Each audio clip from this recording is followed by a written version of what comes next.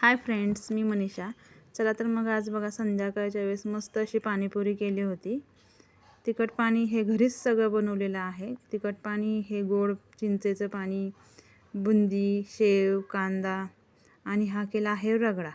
मस्त असं भिजवलेले वाटाणे, पिवळे वाटाणे आणि त्यामध्ये बटाटा टाकला होता। मस्त असा रगडा केलेला आहे। आता इथे बघा मी मस्त पाणीपुरी तयार करत आहे।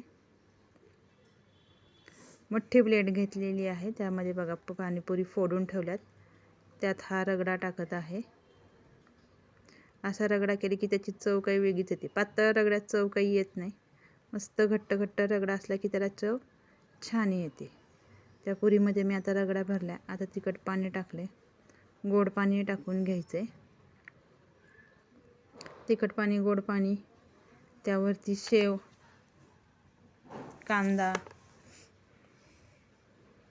आणि बुंदी। मस्त अशी बघा पाणीपुरी तयार केलेली आहे। सर्वांनी या खायला।